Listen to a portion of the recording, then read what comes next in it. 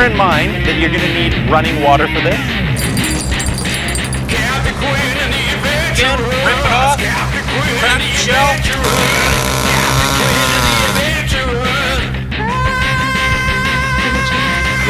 Swap the blade. What are we going to do with all these tiny little copper coins? I'll tell you what we should do. No light.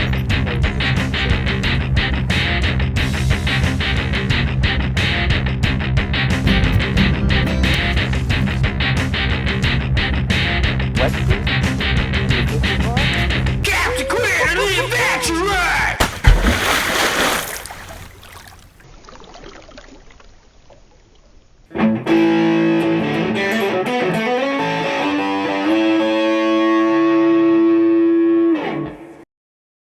Welcome back to another episode of Captain Quinn and the Adventurers. I'm your host, Captain Quinn. This week we are going to do some pretty fun stuff. I'm going to teach you some things too. So grab a notepad. You're going to learn something, and then we're going to go out on some wacky adventures. We're going to go bar fishing for chinook. I'm going to teach you how to free a snagged hook in the river when you get snagged. It's a pretty neat trick. Call it Genie in a bottle. That's a good one. And then we're gonna do a funny parody on bar fishing, and then finally we're gonna wrap things up with one of my most popular YouTube videos of all time, Shit Fishermen Say. So it's gonna be a good show. Sit back, hold on your seats. Here we go. You're fishing and your lure gets stuck on a rock. Frustrating. So what do?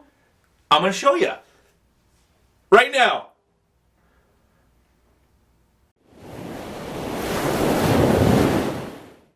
Welcome to Captain Quinn's Quick Tips, a series of short videos that will help you while fishing and enjoying adventure in the great outdoors. If you've ever lost tackle in the river, then you'll enjoy this quick tip. Captain Quinn's Quick Tip number 1, Genie in a bottle. So as you can see, I'm snagged up here like an idiot.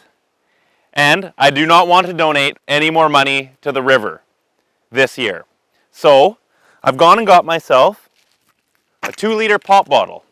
Chances are, if you're fishing, bar fishing, you're going to be drinking. Maybe it's pop, maybe it's something else. But if you can manage to get your hands on a pop bottle that you can fill half full with water, you're halfway there.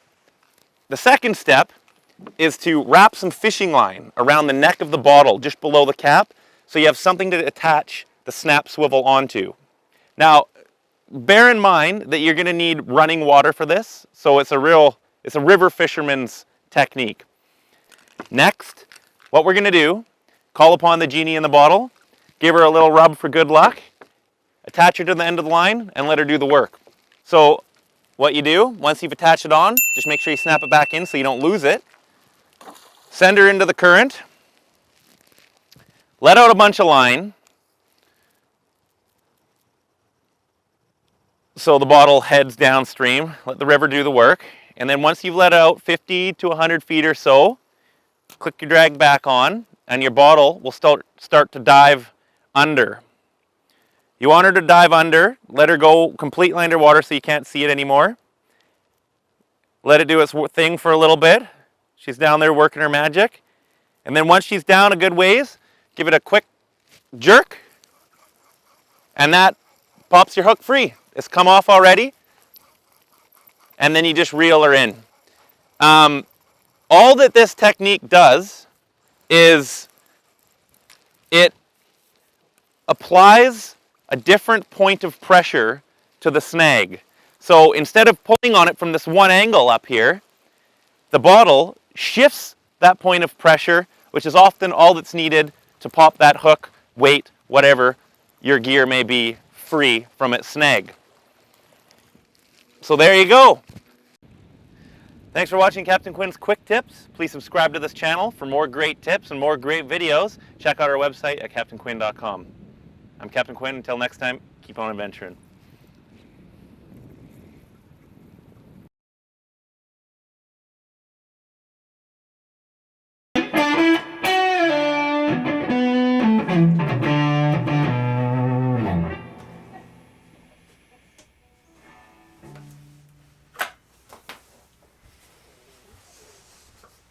Skeena River is home to some massive fish, and we caught one. Well, I've caught a few, but I caught one specific one as an epic battle a couple summers ago. And you know what? Why don't you hop in the boat with us and come enjoy the battle?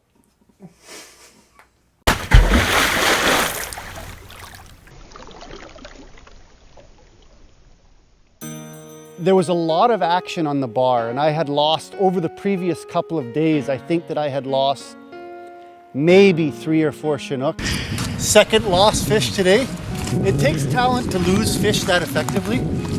Not everybody can do it. I'll show you guys again. I think it's gone, man. But not many more times, okay? I'm getting impatient with you guys not, like, look at this. Clearly you don't know how to lose a fish here. That's the evidence.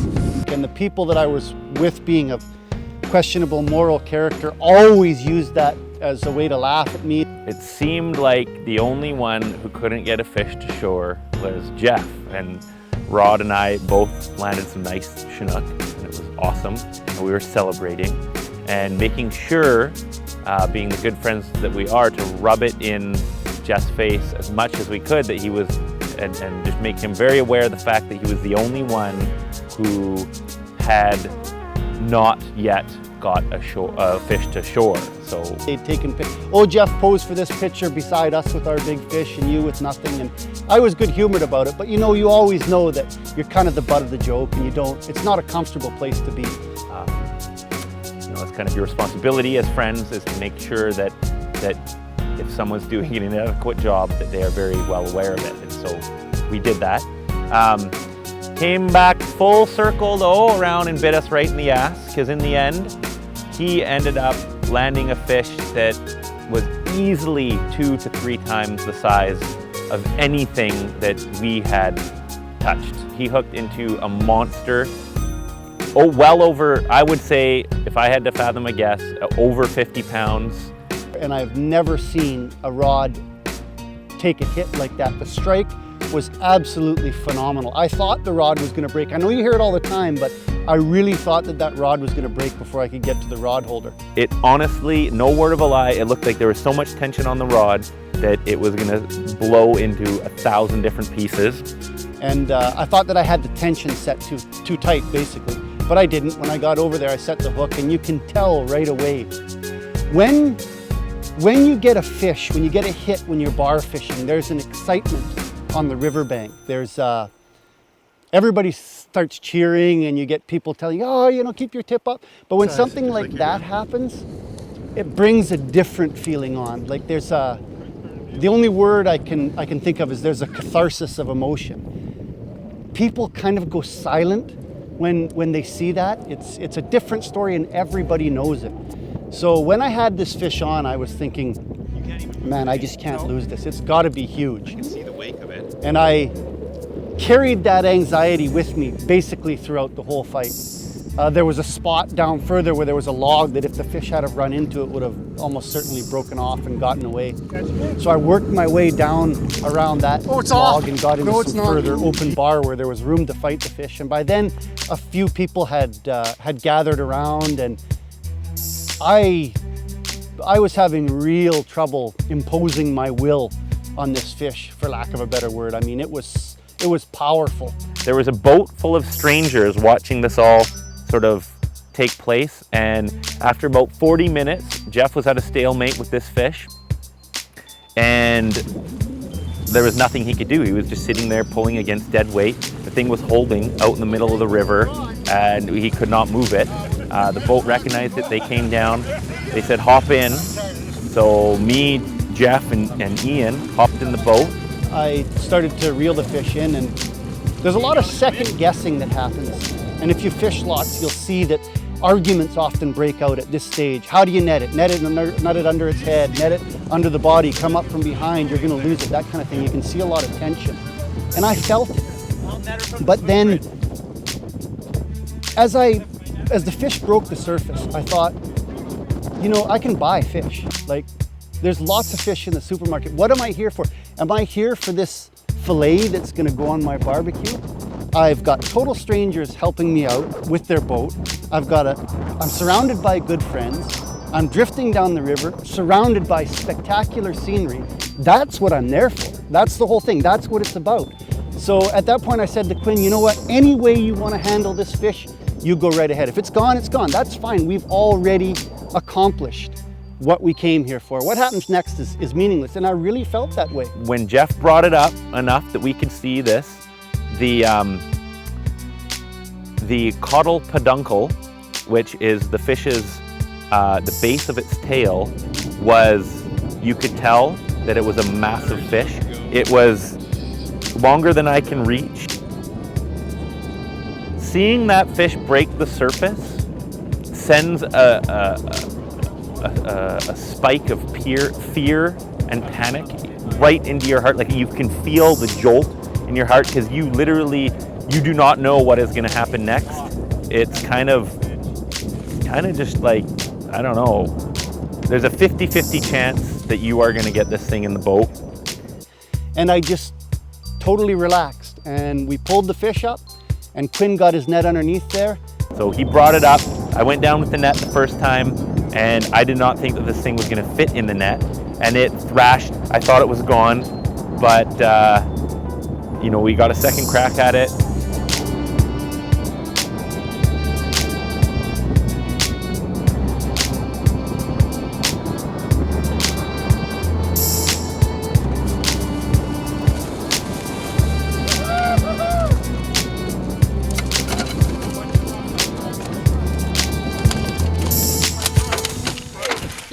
Holy fuck! And it started flopping around. The triangle weight came around and smoked me in the back of the head. I had a goose egg, bleeding, but we got this fish in the boat. And by this point, I know there's a lot of, you know, conservative measures and conservatively minded people out there who say you got to release the big ones, and you got to release the big ones because we've been targeting them for so long as trophy fish. And I do agree with that statement, but when you put a fish like this under the amount of stress that we put it under, we got it in the boat, you could see its belly was all pink and red from burst blood vessels. The thing was under tremendous stress. It was hooked really deep. There was some blood. You do not want to chance it and release a fish that there's a good chance it's going to die anyways. It was a really great moment, and I think it's great that I caught the biggest fish of my career in that fashion. I think it's really fitting. I wouldn't change anything. That's what happens when you go fishing with Captain Quinn, eh?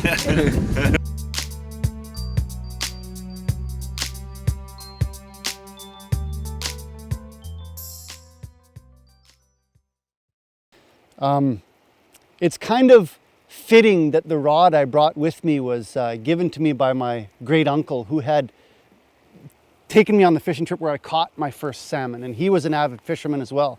And then years later, when I went and visited him, when he'd become too sick to fish anymore, he presented me with this rod, and it sat unused for quite a few years, but it was that one that I had used on this particular trip, which I think is kind of neat.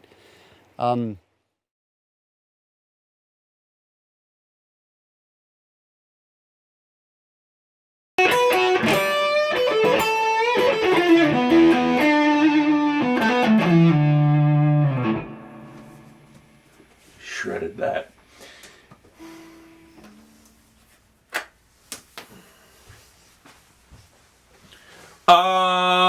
What a beauty!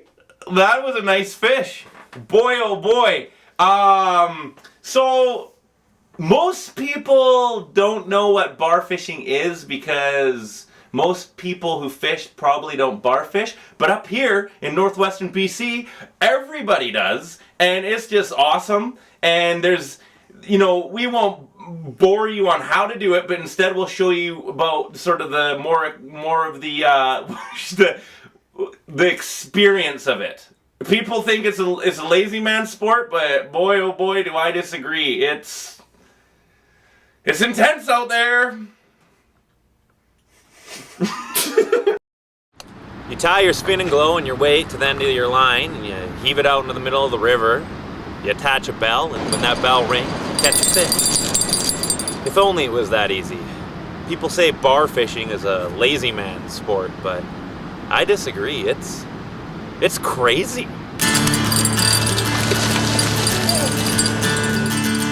be 50 yards away in the middle of a cheese smoky. When that bell rings, all of a sudden you're a high-performance athlete.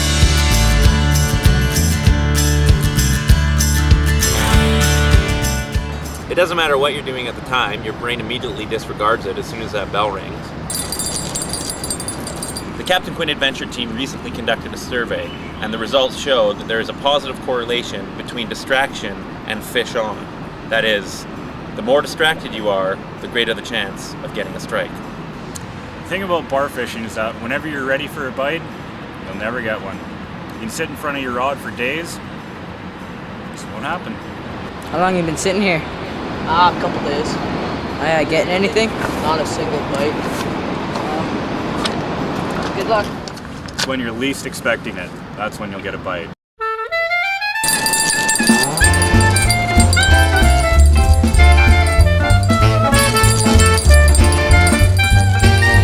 You could be doing anything when that bell rings.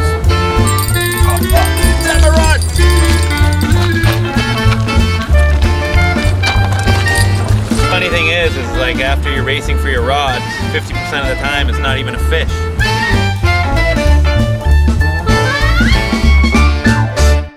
It's no wonder there's so many injuries. Fractured arms, black eyes, busted ankles, you name it, it can happen out there. They say that the Terrace Hospital sees more bar fishing related injuries in one season than Texas Wood football injuries. It's just the nature of the sport. It's dangerous out there. It's definitely not a lazy man sport. Subscribe to this channel.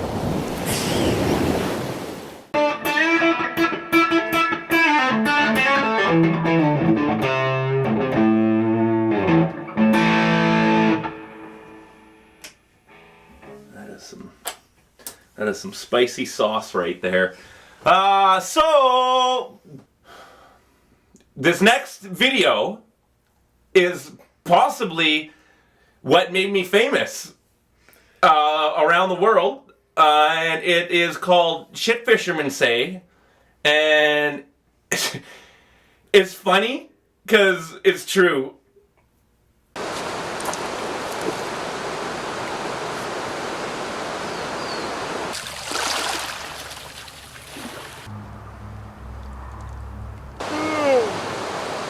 Early bird gets the worm. Any action? Any luck? Pretty slow? How deep are you? Did you clip your barbs? You remember to clip your barbs? You been here long? Pretty slow today. It's just nice to be out. You're never gonna believe me, but it was this big. Should have been here yesterday. Couldn't keep them off.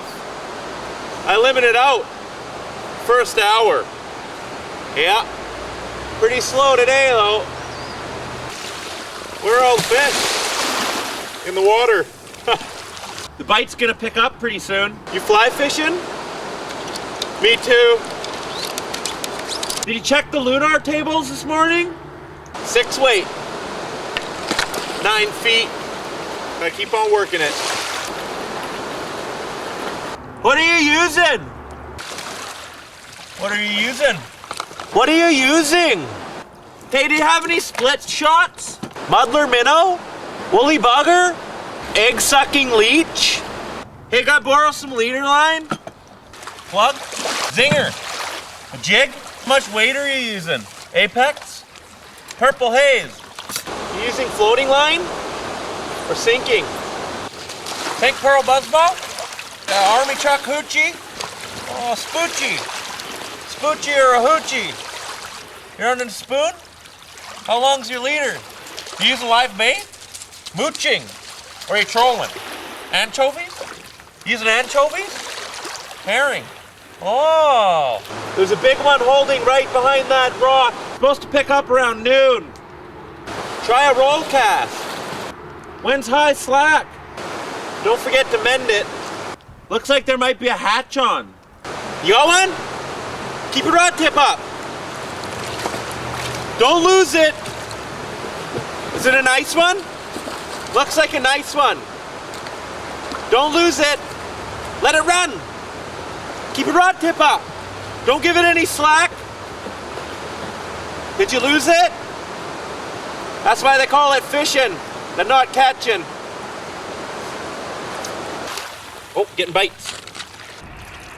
Looks like there's a mayfly hatch on. Get nibbles.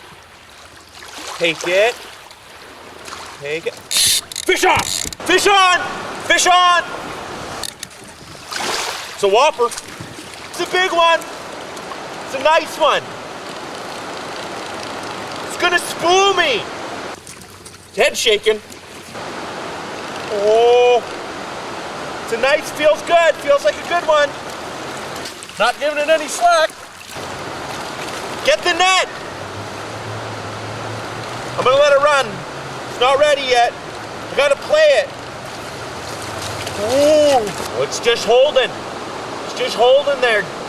It's head shaking. I can feel it head shaking. Easy does it. Sometimes they snap you off, sometimes they spit the hook. Trout have really soft mouths, you know. Snap me off, or did he split the hook? Spat the hook. Well, I better think about getting home to the missus. She'll be starting to worry about now. One more cast. Can't catch them all. A bad day fishing beats a good day working. Skunked again.